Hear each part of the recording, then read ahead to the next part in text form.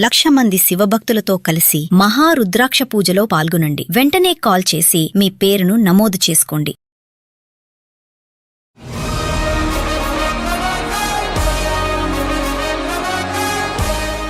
First భార్యకి కొడుకులు లేరని ఇంకో ఆమెను చేసుకున్నా. మగపిల్లలు ఏదో ఉద్ధరిస్తారని మీ ఫీలింగ్ అని ఊరుకుందా? మీరు వేరే పెళ్లి చేసుకుంటే ఫస్ట్ వైఫ్ ఇక ఊరుకుంది. ఇక ఊరుకోకపోతే గతి లేక ఊరుకుంది. రెండో ఆవిడకి ఎంతమంది పిల్లలు? ఒక కొడుకో బిడ్డ. మీరు అనుకున్నది సక్సెస్ అయింది. చేసినాక ఇప్పుడు మా పెద్ద భార్య పెద్ద గొడవ పెడుతుంది, ఈ ఇంట్లోకి వెళ్ళిపోయి ఇడికి రాకని. చేసుకున్న వాళ్ళకి చేసుకున్నంత అంటారు.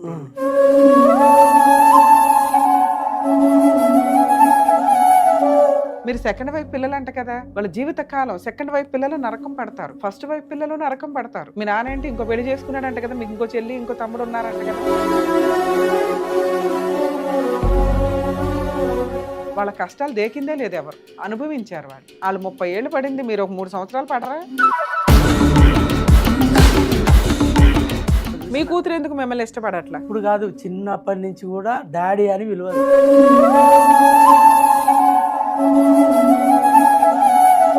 సెకండ్ మ్యారేజ్ మగపిల్లోడు కోసం చేసుకుంటే కానీ ప్రతి ఒక్కరికి ఒక టైం వస్తుంది చూసారా, వాళ్ళకి వచ్చేసింది టైం. కుమ్మి పడేస్తున్నారు, ఇది ఓ అవతలకి కుక్క కంటే హీనంగా చూసి అవతలకి తరిమేస్తున్నారు. సో సెకండ్ మ్యారేజ్ చేసుకునేటప్పుడు 1కి 100 సార్లు ఆలోచించండి. సొంత తండ్రి అని కూడా వాళ్ళు చూడట్లేదు. సార్ నమస్తే అండి. నమస్తే మేడం. సార్ ఎక్కడి నుంచి ఏంటి ప్రాబ్లం? కూకట్పల్లికి వెళ్ళి వచ్చిన మేడం. సార్ ఫస్ట్ భార్యకి 2 బిడ్డల పెళ్ళిళ్ళకి ఇట్లా అన్నీ చేసినాక ఇంకో ఆమెను చేసుకున్నా, కొడుకులు లేరని. చేసుకుంటే ఈమెకు 2 ఇండ్లు ఇచ్చిన, ఇప్పుడు మళ్ళీ చేసుకున్నాక ఒక ఇల్లు ఇచ్చిన. ఫస్ట్ వైఫ్ కి 2 పిల్లలు, పిల్లల పెళ్లిళ్ళు చేసినాక ఇంకొక ఆవిడ చేసుకున్నారా? ఆడపిల్లలు అని చిన్నప్పుడే, చిన్న చిన్న పిల్లలు అప్పుడే చేసుకున్నా. ఈ 2 ఆవిడ కూడా చేసుకున్నా. కాన్ బంద్ అయింది ఆమెకు, ఇంకొక ఆమెను చేసుకున్నా. మగపిల్లలు ఏదో ఉద్ధరిస్తారని మీ ఫీలింగ్ అన్నమాట. చేసుకున్నా ఆ రోజుల్లో. ఆ రోజుల్లో అట్లా అయింది. మరి ఇవిడ ఊరుకుందా? మీరు వేరే పెళ్లి చేసుకుంటే ఫస్ట్ వైఫ్ ఇంకా ఊరుకుంది. ఇక ఊరుకోకపోతే గతి లేక ఊరుకుంది. గతి లేకను ఇక పెద్ద మనుషులు చెప్పిర్రు, ఏదో అయింది అయిపోయిందని. ఇక్కడ 2 ఇండ్లు నువ్వు తీసుకో, అక్కడ ఈ ఒక్క ఇల్లు ఆమెకి ఇచ్చేసే అని చెప్పిర్రు. చెప్తే సరే అని ఈమెకు ఈ ఇల్లు ఆమెకు ఆ ఇల్లు అని, ఈమె ఆడికి వచ్చి గొడవ పెట్టొద్దు, ఆమె ఈడికి వచ్చి గొడవ పెట్టొద్దు అని ఎవరి వాళ్ళకి చేసిన. రెండో ఆవిడకి ఎంతమంది పిల్లలు? ఒక కొడుకో బిడ్డ. మీరు అనుకున్నది సక్సెస్ అయింది. కొడుకు బిడ్డ అయితే ఆమె అక్కడనే ఉంది, ఇక్కడనే ఉంది. ఇక ఈమె ఏం పని చేస్తారు? ఇంత 4 పిల్లల్ని 2 భార్యల్ని పోషించి ఇటాచి మిషన్ హౌస్. మా నాయన నుండి ఏదో మగ పిల్లగాడు కావాలంటే చేసుకోమంటే తప్పై చేసుకున్నా. ఈ పాపలో భాగం మీ నాన్నకు కూడానా? ఇంకా అయితే చేసుకున్నా, ఆమెకు అది ఇచ్చిన, ఈమెకి ఇది ఇచ్చిన. మంచిగానే ఇక అక్కడిక్కడ వచ్చిపోతున్నా, అక్కడ బాగానే బతికినాం అందరం. అయితే మొన్న 10వ నెలలో చిన్న ఆమె చచ్చిపోయింది. చచ్చిపోయే వరకల్లా తల్లి ఉన్నది. తల్లి ఏం చేసిందంటే ఆ ఇల్లు కాగితాలు అవన్నీ దాచిపెట్టింది. ఎందుకు? కొడుకు కూతురు ఉన్నారు, మనవడ మనవరాలు వాళ్ళు ఉన్నా కానీ అవి దాచిపెట్టింది. ఎందుకు దాచిపెట్టి పిల్లగాని 15 రోజులు స్కూల్ పోకుండా ఎక్కడెక్కడనో తిప్పుకొచ్చింది. ఈ పిల్లల వయసు ఎంత అండి? వీళ్ళ పిల్లలు ఇప్పుడు చిన్న ఆయన 13 ఏళ్ళు పిల్లగాడు, 24 ఏళ్ళు పిల్ల. అయితే ఉంది, జాబ్ చేసి తెలివితేటలు సాఫ్ట్వేర్ జాబ్ చేస్తుంది. పెద్ద ఆవిడ పిల్లలు ఆడపిల్లలు 2కి పెళ్లిళ్ళు అయిపోయినాయి, 2వ ఆవిడ పిల్లలు చిన్న పిల్లలు కాబట్టి ఇంకా కావాలా. అయితే వాళ్ళు అక్కడ ఉన్నారు, వీళ్ళు ఇక్కడ ఉన్నారు. కాదు సార్, ఇప్పుడు చిన్న పెద్దవాడికి 2 ఆడపిల్లలు కాబట్టి మీ నాన్న ఊర్లో వాళ్ళు ఏదో మీ ఆలోచన కలిపి 2వ ఆవిడ చేసుకున్నారు. 2వ ఆవిడకి 24 ఏళ్ల కూతురు, అంటే 25 ఏళ్ళు 26 ఏళ్ల క్రితం మీకు పరిచయం అనుకుందాం పెళ్లి. 27 ఏళ్ళు ఫస్ట్ ఆడపిల్ల పుట్టింది, కొడుకు 13 ఏళ్ళు అంటున్నారు, అంటే 9 ఏళ్ల వరకు మీకు మళ్ళీ పిల్లలు లేరు. మరి మీరు అప్పుడు 3వ పెళ్లి చేసుకుందాం అని అనుకోలే? అరే ఇక్కడ ఆడపిల్ల పుట్టింది, మళ్ళీ ఇక్కడ ఆడపిల్లలు పుడతానే ఉంటారేమో, అరే నీ తలరాత అదే కదరా, ఎల్లు ఇంకో పెళ్లి చేసుకో అని అనలేదు ఎవరు? అనలేదు మేడం. పోన్లే, అప్పటికి మంచోళ్ళు అయిపోయారు అందరూ. ఆలోచన అదృష్టం కొద్దీ మీకు కొడుకు 4వ పిల్లాడి కింద కొడుకు అయితే పుట్టాడు. అయితే ఇప్పుడు అక్కడిక్కడ ఉన్నాక పిల్లల పెళ్లి గాని బాగు గాని ఇక్కడ అక్కడ చూసుకున్నాక తర్వాత ఆమె 10వ నెలలో చచ్చిపోయింది, 24వ తారీఖు. చచ్చిపోయినాక ఇంకా ఈమె కాగితాలు ఈమె దగ్గరే ఉన్నాయి. వీళ్ళు 2 బిడ్డలు 2 అల్లుళ్ళు అంతా ఇక మా ఇంట్లోనే నేను సంపాదించిన దాంట్లోనే. ఎందుకు అల్లుళ్ళు కూడా ఇక్కడ ఎల్లరేకం? ఇల్లరికం అంటే ఇక అట్లా చేసిందనే నాకు కోపం వచ్చి అందరు ఇంటి నిండా మంది అని అటు పక్కకి వెళ్ళిపోయి వచ్చేది సో చూసుకుని ఆవిడ కక్ష ఏదైతే ఉందో ఫస్ట్ వైఫ్ ది పిల్లల పెళ్లిళ్ళు అయినాక తీర్చుకుందనమాట మీ మీద. ఎందుకంటే కొడుకు అల్లుళ్ళు ఇంట్లో పెట్టుకుంది, ఇది భర్తకి నచ్చదు. నాకు నచ్చని పని ఆయన 30 ఏళ్ళ నుంచి చేసి చూపించాడు కాబట్టి ఇప్పుడు నుంచి ఈయనకి సినిమా చూపిస్తాను. ఇక ఇప్పుడు పెట్టుకున్నది పిల్లలు, వాళ్ళ భర్తలు, వాళ్ళ పిల్లలు అందరూ ఆ 2 ఏళ్లలో ఆక్యుపై చేసుకున్నారు. వాళ్ళు ఉండగా కూడా 35,000 కిరాయిలు వస్తాయి మేడం. ఓకే, ఈమెకి పెద్దామకు బాగా సెట్ చేశారు, ఉన్నంతలో సెట్ చేసి పెట్టారు. చిన్నామకు 65,000 దాకా వస్తాయి చిన్నామకు. అయితే స్కూల్ మీరేం దాచుకున్నారు ప్రాపర్టీలు? నాది ఏం లేదు మేడం. ఇప్పుడు అదే నా పరిస్థితి. ఇప్పుడు వాళ్ళు రాణిస్తలేరు. కాదండి, వీళ్ళకి 2 కొన్నారు, ఆవిడకి 1 కొన్నారు, మీరు 1 కొని పెట్టుకోవాలి కదా. వీళ్ళు ఎప్పుడన్నా ముంచుతారు నన్ను అని మీకు ఆలోచన నాకు రాలేదు. నిజం మేడం, నిజం మేడం, రాలేదు. ఎంత తెలివితేటలు వచ్చినాయి. నేను ఒక ప్రాపర్టీ సేఫ్ సైడ్ లో ఉంచుకోవాలి అని మీకు అనిపించలేదు. తెలంగాణ పొందాక పని చేసడమే తెలుసు కానీ ఈ పైసలు తెచ్చడం మా పెద్ద భార్య ఉన్న సేపు ఆమెకి ఇచ్చిన, చిన్న భార్య ఉన్న సేపు ఇచ్చిన. పాపం ఆమె ఏం చేసిందంటే ఇప్పుడు ఈడ 2 ఫ్లోర్ల బిల్డింగ్ ఉంటే మళ్ళా 2 ఫ్లోర్లు పెంట్ హౌస్ చేసింది ఈడ కుక్కటపల్లె. మళ్ళా ఊర్లో ఇల్లు కట్టింది చౌటుపల్ల. ఇక ఆడ కూడా ఇల్లు కట్టి ఈడ ఇల్లు కట్టి కష్టం చేసినవి పిల్లగానికే అయితే అన్నట్టుగా ఇక మేము కూడా ఈ మిషన్ కూడా అమ్మి మొత్తం ఇండ్లకి పెట్టిన. అమ్మారు, మీ ఇన్కమే మిషన్ కదా. పనులు నడుస్తలేవు మేడం. ఇప్పుడు 5-6 ఏళ్ళ నుంచి పనులు అస్సలు నడుస్తలేవు. ఈ సెల్లార్లు ఇట్లా నడవపోయే వరకల్లా తీసేసిన మిషన్ కూడా పాత. 6 సంవత్సరాల నుంచి ఏం చేస్తున్నారు?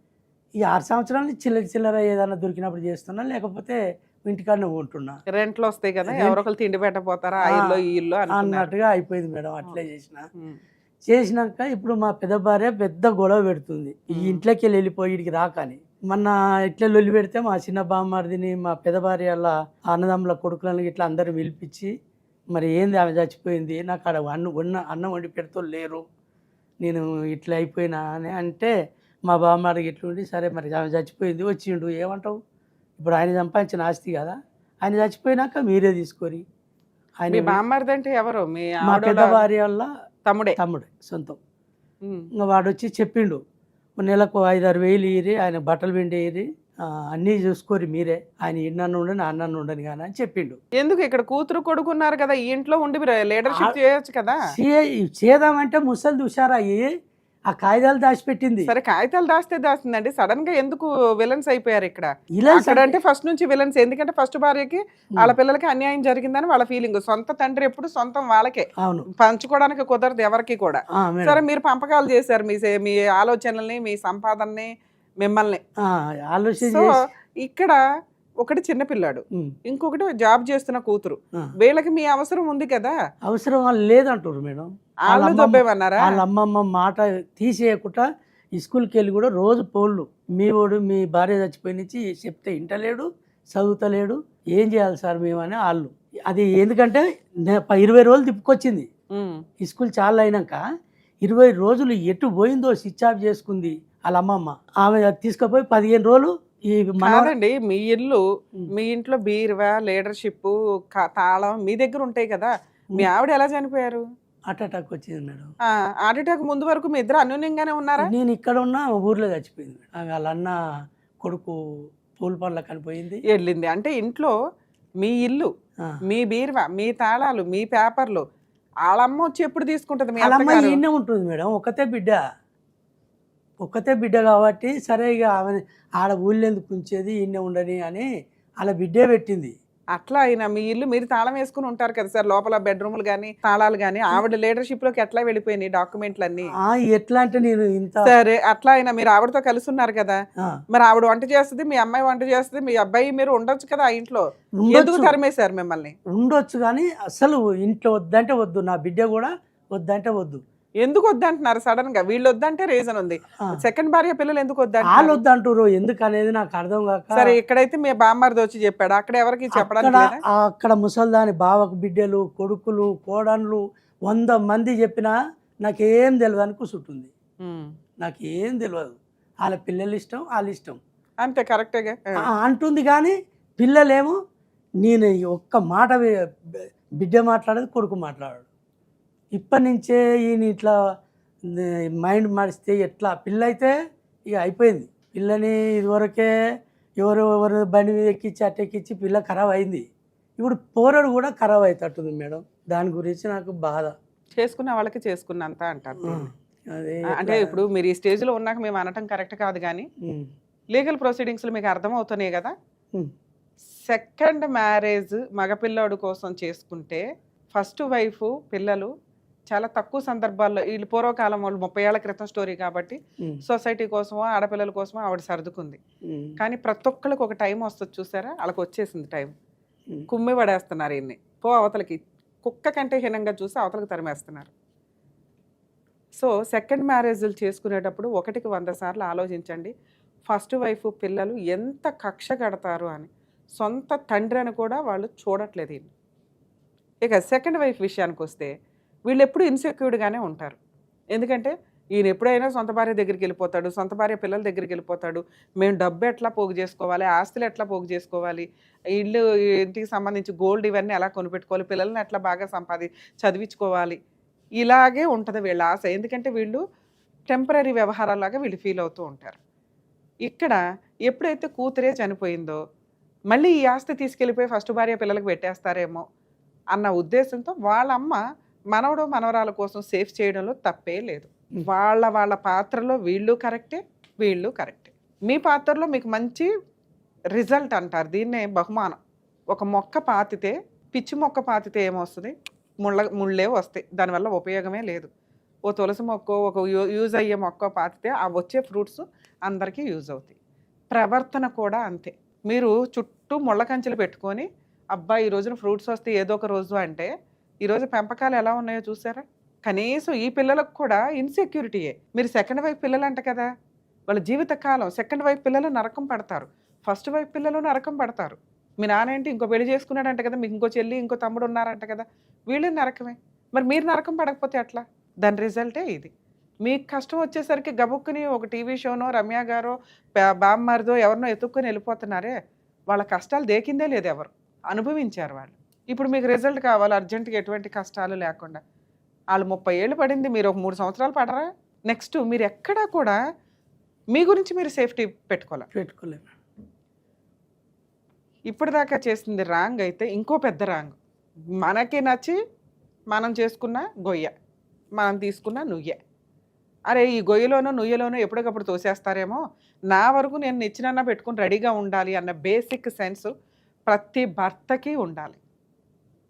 ఈయన సంపాదించిన జీవితకాలం సంపాదన తీసుకెళ్ళి నా కుటుంబాలు, నా భార్యలు, నా పిల్లలు, వాళ్ళ పెళ్ళిళ్ళు, వాళ్ళ చదువులు అంటూ వాళ్ళకి రూపాయికి 10 రూపాయలు వడ్డీ రావడం ఎట్లా, రెంట్ రావడం ఎట్లా అని కూర్చొని తినేలాగా సెట్ చేసి ఈయన కనీసం ఉండడానికి నీడ లేదు, తినటానికి తిండికి ఒక రూపాయి లేదు, ఆ స్టేజ్కి తెచ్చుకున్నారు. పోనీ ఈయన ఏమైనా దుబారా ఖర్చులు పెట్టాడంటే లేదు, రూపాయి పోగేసి వీళ్ళకి ఒక 2 ఇళ్ళు, ఈవిడికి ఒక ఇల్లు ఇచ్చి. బేసిక్ సెన్స్ ప్రతి వ్యక్తి కూడా, అది లేడీస్ అయినా జెంట్స్ అయినా, క్లైమాక్స్లో వాళ్ళ తిండి వాళ్ళు తినగలిగి ఒక పని వాళ్ళని పెట్టుకునన్నా వంటలు చేయించుకొని తినగలిగేలాగా. ఎందుకంటే ఈ రోజున ఫ్యామిలీ డిస్ప్యూట్స్ ఇక్కడ సెకండ్ మ్యారేజ్లు ఉన్నా లేకపోయినా ఒక స్టేజ్లో భార్యలు ఏం చేస్తున్నారంటే, ఒకప్పుడు 5 ఇయర్స్లోనే మ్యారిటల్ రిలేషన్స్ స్పాయిల్ అవుతాయి అని అనుకునేవాళ్ళం. ఈ రోజున 40 ఏళ్ళు 50 ఏళ్ళకు కూడా వాళ్ళు కోర్టులకు వస్తున్నారు. ఇప్పటిదాకా పడిన నరకం చాలండి, పిల్లలు సెట్ అయిపోయారు, ఇంకా నేను ఎంతో పడను అని వచ్చి డొమెస్టిక్ వైలెన్స్లో మెయింటెనెన్స్లో వసూలు చేస్తున్న వాళ్ళు ఉన్నారు. భరించటానికి లిమిట్ దాటిపోయినాక ఏ రిలేషన్ అన్నా కోర్టు దాకా వస్తుంది. కాబట్టి ఎవరి సేఫ్టీలో వాళ్ళు ఉండడం బెటర్. లేడీస్ని కాపాడడానికి ఎలాగో కొంతలో కొంత కోర్టులు అయితే ఉన్నాయి, మరి జెంట్స్ని కాపాడడానికి కనీసం బేసిక్ సెన్సు. మీకు అదే చెప్తూ ఉంటాను, ప్రాపర్టీలు తల్లిదండ్రులు ఎవరైనా కానీ మీ సేఫ్టీ 1/4 50% మీరు ఉంచుకొని మిగతాది పిల్లలకి పంచండి తప్ప ముందే పిల్లల్ని నమ్మి పంచొద్దు. అలాగే భర్తలు కూడా నా సొంత భార్య కదా అని ప్రాపర్టీలన్నీ కొని ఆళ్ళ పేర్ల మీదే పెడితే ఏ రోజు రిలేషన్స్ ఎవరి ద్వారా నాశనం అవుతాయో తెలియదు. ఆ సందర్భం వచ్చినప్పుడు ఇగో ఇట్లా రోడ్ల మీద కూర్చోవాల్సిన పరిస్థితి. ఈయన 10 మందికి చెప్పాల్సిన పొజిషన్లో బామ్మర్దినో ఇంకొకళ్ళో తెచ్చుకొని మాట్లాడుకుంటున్నాడు, అయినా వర్కౌట్ అవ్వట్లేదు. మరి ఇలాంటి పరిస్థితులు వచ్చినప్పుడు వీళ్ళని కాపాడడానికి చట్టం లేదా? మ్యాక్సిమం జెంట్స్కి సంబంధించి చాలా తక్కువ యాక్ట్ చట్టాలే ఉన్నాయి.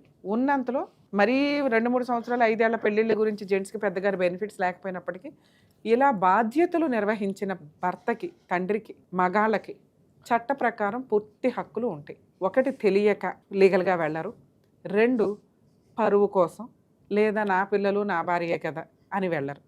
వెళ్ళాల్సిన పరిస్థితి వస్తే కోర్టులు ల్యాండ్ ఆర్డర్ మిమ్మల్ని కూడా కాపాడటానికి రెడీగా ఉన్నాయి. సరే ఇప్పుడు ఇక్కడ ఏమి ఎక్స్పెక్ట్ చేసి వచ్చారు? లీగాలిటీ చెప్తాను, ఓకే. లీగాలిటీ కంటే ముందు మీరు ఏదో ఎక్స్పెక్ట్ చేసే వస్తారుగా ఇక్కడికి. అంటే నేను వాళ్ళతో మాట్లాడాలా, లేకపోతే కేసులు వేయించాలా, లేకపోతే మీకు ఏం రైట్స్ ఉన్నాయో చెప్పమంటారు? ఇప్పుడు వాళ్ళైతే ఈయన పొజిషన్ లేరు మేడం. ఎవరు? రెండో వాళ్ళు. చిన్న వాళ్ళ అమ్మమ్మ మొత్తం నేర్పుతుంది, చెప్పడా కూడా కూర్చుంటుంది. వాళ్ళ పెళ్ళిళ్ళకి తండ్రి అవసరం లేదా? వాళ్ళకి ఇప్పుడు అవసరం లేనట్టే మాట్లాడుతున్నారు. ఎంతకాలం అయింది మీ వైఫ్ చనిపోయి, సెకండ్ వైఫ్ చనిపోయి? 10 నెలల మేడం. ఇంకా సంవత్సరం కాదు. అవలా సంవత్సరం కాకముందే పిల్లలు ఎక్కడెక్కడనో తీసుకుపోయింది. సూట్ కేసులో బట్టలు పంపి ఎక్కడే మనవరాల్ని ఎక్కడ. సార్, ఫస్ట్ వైఫ్ వాళ్ళతో మాట్లాడడం కంటే సెకండ్ వైఫ్ పిల్లలకి మీ అవసరం ఉంది. తండ్రిగా మీ బాధ్యత వాళ్ళ పెళ్ళిళ్ళ వరకు. పిల్లాడు ఎలా పెరుగుతున్నాడు, మనవరాలు ఎలా, అదే మీ కూతురు ఎట్లా ఏంటి అని చూసుకోవడం అనేది బాధ్యత. అమ్మమ్మ అనే క్యారెక్టర్ మీ అత్తగారు ఎవరైతే ఉందో, ఇంతకాలం 30 ఏళ్ళ నుంచి మీ ఇంట్లోనే ఉన్నా కూడా కనీసం అల్లుడు అంటే ఎందుకు రెస్పెక్ట్ లేదో, మీ మధ్య ఎందుకు రిలేషన్ డ్యామేజ్ అయిందో అర్థం కాల. అంటే మీరు ఎప్పుడు తన్నుకుంటూ ఉండేవాళ్ళ?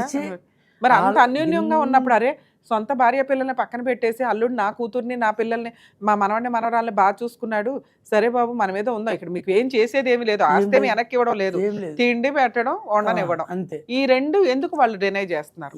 ఆమె చచ్చిపోయి నుంచే మేడం, అది వరకు ఒక్క మాట ఆమె నన్నలే, ఒక మాట నన్నలే. కన్న తల్లి లెక్క చూసి. మీ కూతురు ఎందుకు మిమ్మల్ని ఇష్టపడట్లా? ఇక కూతురు అంటే అమ్మమ్మ చెప్పింది, ఆవకాయ బద్ద చెప్పింది ఇవి కాదండి, ఆవిడ మిమ్మల్ని ఇష్టపడకపోవడానికి రీజన్ ఏంటి? ఏమున్నా మేడం, ఇప్పుడు కాదు, చిన్నప్పటి నుంచి కూడా డాడీ అని పిలవదు. వాళ్ళ అమ్మ ఉన్నప్పటి నుంచి కూడా. మరి అలా మీ ఆవిడ ఏం చెప్పలేదా? ఆమె చెప్తే మంచిగా, ఆమె చెప్పకనే ఆమె అంతలో ఆమె పెట్టుకొని దిమాగ్ అంతా ఖరాబ్ చేసుకొని అటాక్ వచ్చి అటు చచ్చిపోయింది. ఆమె గురించే చచ్చిపోయింది సార్ మేడం. సో మిమ్మల్ని సొంత తండ్రి అని స్టార్టింగ్ నుంచి ఊహ తెలిసినప్పటి నుంచి మీ అమ్మాయి మిమ్మల్ని యాక్సెప్ట్ చేయలేదు. డాడీ అనదు, ఏమనదు. ఏమున్నా మా భార్యతో మాట్లాడితే అంతే. ఆమె జాబ్కి పోవడం వచ్చడం గుర్తు అంతే. జాబ్ ఇవన్నీ ఇప్పుడు సార్, చిన్నప్పుడైతే మీ చంకే ఎక్కాలి, మీతో పాటు స్కూల్కి వెళ్ళాలి, ఇవన్నీ చెయ్యాలి కదా. తిప్పినా మరి డాడీ అని ఎందుకు? ఆమెకు ఊహ వచ్చిన నుంచి సరిగా మాట్లాడతలేదు. ఊహ ఎప్పుడు వస్తుంది? 6 ఏళ్ళకి 7 ఏళ్ళకే వస్తుందిగా. అప్పుడు మంచిగా మాట్లాడింది, మ్యాచ్డ్ అయిన నుంచి 10-15 ఏళ్ల నుంచి మాట్లాడడం తగ్గించేసింది. ఆవిడకి తెలిసింది ఈయన నా సొంత తండ్రి కాదు, మా అమ్మని సెకండ్ మ్యారేజ్ చేసుకున్నాడు, అది మగపిల్లాడి కోసం. ఆల్రెడీ మగపిల్లాడు పుట్టాడు, ఈయనకి ఆడపిల్లలు అంటే వేస్ట్ ఈయన దృష్టిలో అనే ఒక కక్ష అయితే పెట్టుకుంది ఆ పిల్ల. ఇక ఏమో మాట్లాడలేదు, చేయలేదు. ఇప్పటికీ నా కొడుకు కూడా ఇప్పుడు వాడు ఈ స్కూల్లో మంచి పాస్ట్ ఉండే, అసలు రోజు ఫోన్ చేస్తారు, చెప్తే తింటలేడు, ఏం చేయాలి, ఎట్లా చేయాలని. సార్, ఈ ఫ్యామిలీతో మాట్లాడినా మాకేమీ సంబంధం లేదండి అని ఒకరికొకరు తప్పించుకుంటారు. ఫస్ట్ వైఫ్ పిల్లలతో మాట్లాడినా మీరు ఇక్కడ అక్కడ 2 చోట్ల ఉండేవాళ్ళ? అక్కడిక్కడ 2. ఎట్లా అంటే మీ షిఫ్టింగ్ ఏంటి? షిఫ్టింగ్ అనేది ఏం లేదు మేడం. ఒకవేళ పని లేనప్పుడు పోయేది, పిల్లలతో ఆడుకునేది, సాయంత్రం మళ్ళీ అడిగే వెళ్ళిపోయి. ఎక్కడికి వెళ్తారు? చిన్న భార్య. సో మీరు ఉండేది చిన్న భార్య ఇంట్లోనే, పెద్ద భార్య దగ్గరికి వెళ్ళి చూసి పిల్లలతో ఆడుకొని కనిపించి నేను బతికే ఉన్నానని చెప్పి వస్తుంటారు. అంతే అంతే. అప్పుడు వాళ్ళని ఏ మొఖం పెట్టుకుని అడుగుతాం మనం? ఆమె ఇప్పటి నుంచి కాదు మేడం, ఎప్పటి నుంచో. ఇక ఆమె 30 ఏళ్ల నుంచి నేను చెప్తున్నాను కదా, మీరు ఎప్పుడైతే ఈమె తగులుకున్నారో అప్పటి నుంచి వాళ్ళు అసహించుకుంటున్నారు, ఉన్నంతలో పీక్కొని ఆస్తులు అయితే తీసుకున్నారు. ఆమె ఫస్ట్ నుంచి అయినా ఆరోగ్యం మంచి లేదని అదని ఇదని, ఇక ఆమె అంతే దూరం ఉన్నది, నేను అందుకని చేసుకున్నాను. మీరు 2 వైపులో డోర్లు వేసి మాట్లాడుతున్నారు. వీళ్ళ దగ్గరికి వెళ్ళాలన్నా స్టార్టింగ్ నుంచి మీరు వీళ్ళతో కాపురమే చేయలే, జస్ట్ వెళ్ళి పలకరించి చుట్టం చూపు చూసి వస్తున్నారు, బాధ్యతలు నిర్వహించారు. పెళ్ళిళ్ళు అయ్యేదాకా ఉన్నాం మేడం. పిల్లల పెళ్ళిళ్ళు అయ్యి ఎంతకాలం అయింది? పెద్ద బిడ్డకు 2 కొడుకులు, ఒక బిడ్డ. 10 సంవత్సరాలు 10 చదువుతుండు మనవాడు. మరి నేను అంటున్నది అదే కదా సార్, పిల్లాడు 10 చదువుతున్నాడు అంటే ఆల్రెడీ 16 ఏళ్ళు 17 ఏళ్ల నుంచి మీరు ఇక్కడే ఉంటున్నారు అని. రెండో ఆవిడ దగ్గరికి ఉంటున్నారు, అక్కడికి వెళ్ళి అన్ని చూసుకొని వస్తున్నారు. అంతే. ఇక్కడ చూసుకుంటున్నా, హాస్పిటల్ ఎక్కడైనా కావాలంటే అట్లా. సార్, చుట్టపు చూపులు వేరు, పూర్తిగా నాన్న రాత్రిపూటలు ఇంట్లో ఉంటే అమ్మ వంట చేసి పెట్టడం వేరు. అది అక్కడ జరగట్లా. అప్పటి నుంచి అయినా పెట్టలేదు మేడం. అది ఫస్ట్ నుంచి అక్కడ ఏం జరగట్లా ఆ వ్యవహారం అనేది. జస్ట్ వెళ్తున్నారు, మీ బాధ్యతలు మీరు నిర్వహించి యువతలకు వస్తున్నారు. మీరు పూర్తిగా ఉంటున్నది ఇక్కడే, ఈ భార్య దగ్గరే. ఇక్కడ ఏంటంటే కూతుర్లు మిమ్మల్ని అసహించుకుంటుంది. అయినా నీ కుటుంబం నువ్వు ఇక్కడ అనుకుని మగపిల్లడి కోసం సర్దుకున్నావు. ఇప్పుడు 65,000 కిరాయిలు వస్తాయి. కిరాయిలు కూడా మా బిడ్డ. మీరే 3 ప్రాపర్టీలు కొన్నారు అంటానికి ఏంటి ఎవిడెన్స్? కాగితాలు ఉన్నాయి కదా మేడం, పేపర్లు. మీరు మీ వైఫ్ పేరు మీద ప్రాపర్టీ కొన్నారు, ఎవరు ఎవరి పేరు? నా పేరు మీద కొన్నా. ఆహా, మీ పేరు మీద కొని నా పేరు మీదనే కొన్నా అన్ని. ఇప్పుడు ప్రాపర్టీలు మీ పేరు మీదే నా ఉన్నాయా? పేరు మీదనే ఉన్నాయి కానీ కాకపోతే ఈమె ఆ ఇంటికి రావద్దు ఆ ఇంటికి రావద్దు అని రాసి ఇచ్చిన ఆ ఇంట్లో ఉన్నాయి. వీళ్ళకి లెటర్స్ రాసి ఇచ్చి ఎంతకాలం అయింది ఒక 20 సంవత్సరాలు అవుతుండొచ్చు. సార్? మీరు లెటర్స్ రాసి ఇచ్చింది ఈ భార్య ఆ ఇంటి మీదకి వెళ్ళి గొడవలు పడొద్దు, ఆ, ఆస్తిలో వాటాలు అడగొద్దు. ఆ, ఆ భార్య వచ్చి ఈ ఆస్తుల మీద గొడవలు పడొద్దు, ఆ, వాటాలు అడగొద్దు. ఆ. ఎవరి వాళ్ళకి నేను ఇచ్చినట్టు మీ పొజిషన్స్ లో మీరు ఉండండి అని, అంతే కదా? అంతే రాసి. భర్త సంపాదించిన ఆస్తులు భార్యల పేరు మీద రిజిస్ట్రేషన్ చేసిన, ఆయన కొని ఆయన తదనంతరం రిజిస్ట్రేషన్ చేసిన, ఆయన కొని ఆయన పేరు మీద ఉన్న పొజిషన్స్ వాళ్ళకి ఇచ్చిన, చట్ట ప్రకారం ఆ ఆస్తుల్ని వెనక్కి తీసుకునే రైట్స్ భర్తకి ఉంటాయి. వాళ్ళు ఓన్లీ అందులో ఉండగలరు తప్ప. అలాగే దాని మీద వస్తున్న ఇన్కమ్ని మోర్ దాన్ 60% అడిగే రైట్స్ మీకున్నాయి. అర్థమవుతుందా? మేడం మీరు కోర్టుకు వెళ్తే కాలు మీద కాలేసుకుని కూర్చొని ఈ రెండు ఫ్యామిలీస్ని, ఉమ్, రెండు ఫ్యామిలీస్ వారసులు, ఉమ్, ఇక్కడ కూతురు పెద్ద కూతురు, ఇక్కడ వచ్చి భార్య ప్లస్ ఇద్దరు కూతుర్లు ప్లస్ అల్లుళ్ళు, ఆ, ఎవరైతే మీకు సినిమా చూపిస్తున్నారో ఉమ్, వాళ్ళకి మీరు బేసిక్గా కోర్టు ద్వారా మీకున్న హక్కులు తెలియజేయగలుగుతారు. అర్థమవుతుందా? ఉమ్. మీరు ఎప్పటి నుంచి సఫర్ అవుతున్నారు ఇట్లా? 10 months నుంచా? ఎప్పుడు నేను మిమ్మల్ని బయట తరిమేశారు రెండు ఫ్యామిలీస్? ఇప్పుడు మా భార్య చచ్చిపోయిన నెల రోజుల నుంచి ఇక బయటే ఉంటున్నారు. 9 నెలల నుంచి ఎలా గడుస్తుంది మీకు ఇల్లు?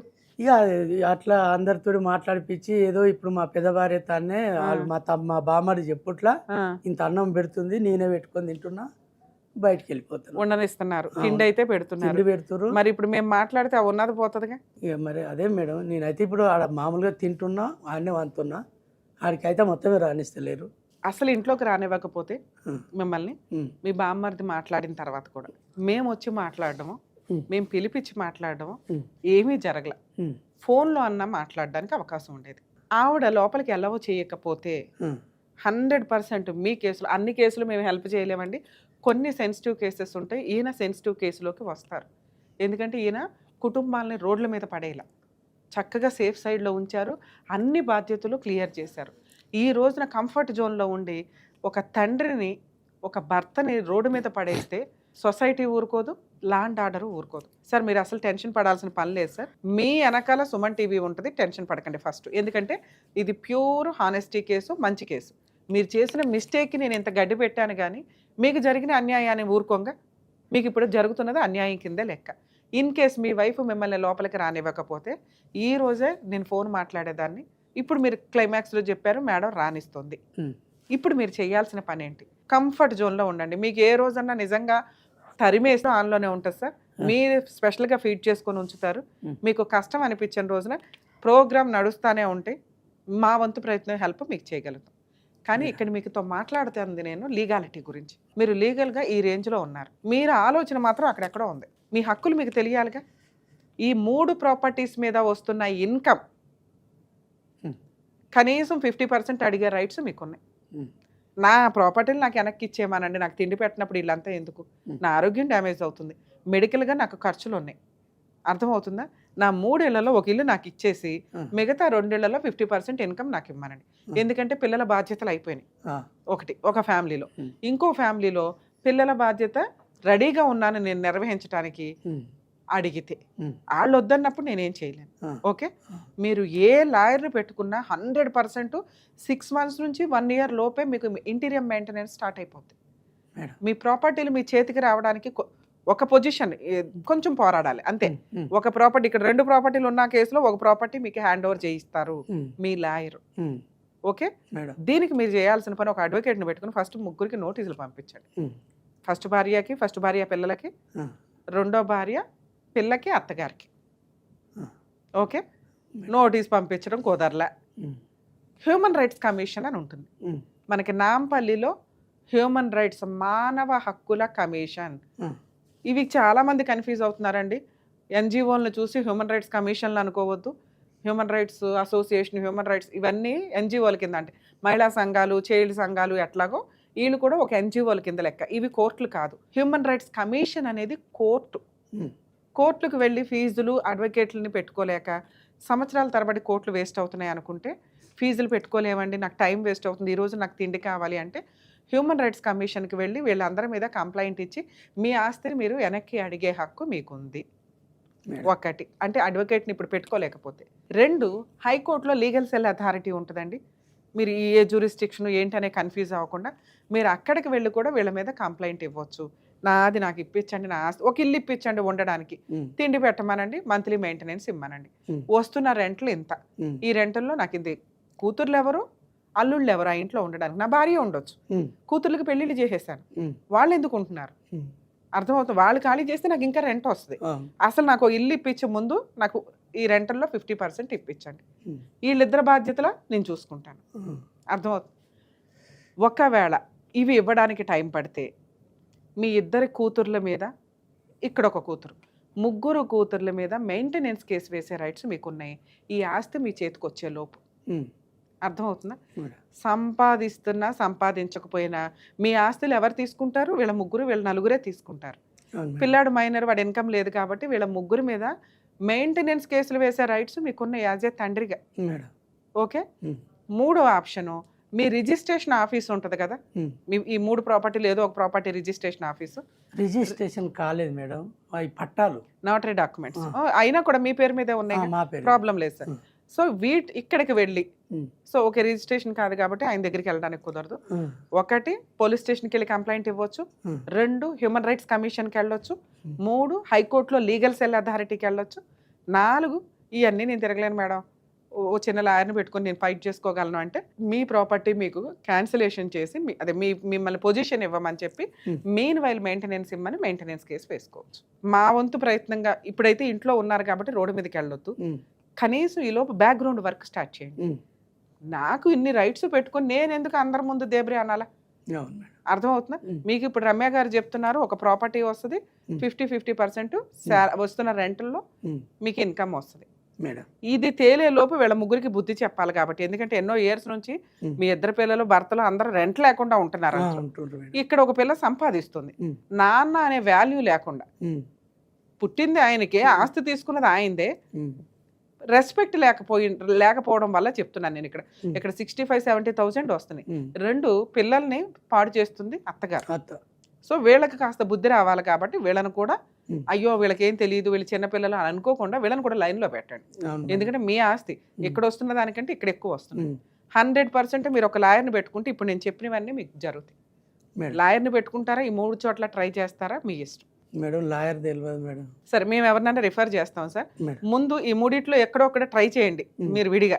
మరి ఎందుకు అక్కడ దాకా వెళ్ళి ఇప్పుడు టీవీ షో అనగానే వాళ్ళు పరువు లాగా ఫీల్ అవుతారు. అదే ఇట్లాంటి చోట కనుకోండి, నాకేదో ఇట్లా తిండి పడేస్తున్నారండి, ఒక కుక్కగా పడేసినట్టు, నాకంటూ ఆరోగ్యం పట్టించుకునే వాళ్ళు ఎవరు లేరు, ఏమన్నా ఒక పని అమ్మాయిని పెట్టుకున్నా పని అబ్బాయిని పెట్టుకున్నా హాస్పిటల్కి వెళ్ళాలన్నా నా దగ్గర ₹1 లేని పరిస్థితి, ఈ డిప్రెషన్లో అసలు ఏ పని చేయలేకపోతున్నా, నాకు ఇట్లా నాకు ఇప్పించండి, జస్ట్ ఒక 10 లైన్లు లెటర్. ఈ 3 చోట్ల ఈ 2 చోట్ల ఎక్కడ పెట్టుకున్నా మీకు వర్కౌట్ అవుతుంది. అవ్వలేదు అంటే మా వాళ్ళకి చెప్పండి, అడ్వకేట్ని రిఫర్ చేస్తాను నేను.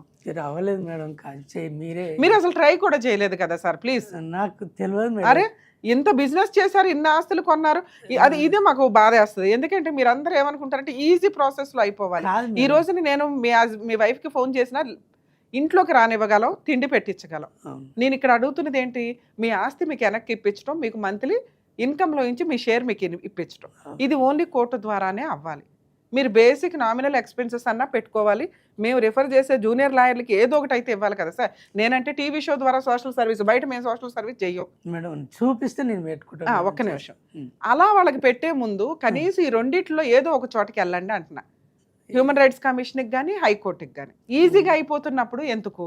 అవ్వలేదు మీరు ఫోన్ చేయండి, మేము నెంబర్ రిఫర్ చేస్తాం. నామినల్ ఫీజు తీసుకోమని చెప్తాము, తక్కువ ఫీజులో కోర్టు ఖర్చులు వాళ్ళ పెట్రోల్ అవి అయితే చూసుకుంటారు కాబట్టి మేము ఏం చేయాలో కూడా చెప్తాం కాబట్టి ఖచ్చితంగా అవి ఫాలో అయ్యి చేస్తారు. మీ జ్యూరిస్డిక్షన్ ఎక్కడ సార్? కూకట్పల్లి కోర్టు. అలాగే నేను రిఫర్ చేయిస్తాను సార్. జాగ్రత్త, మీరు ధైర్యంగా ఉండండి. Thank you sir.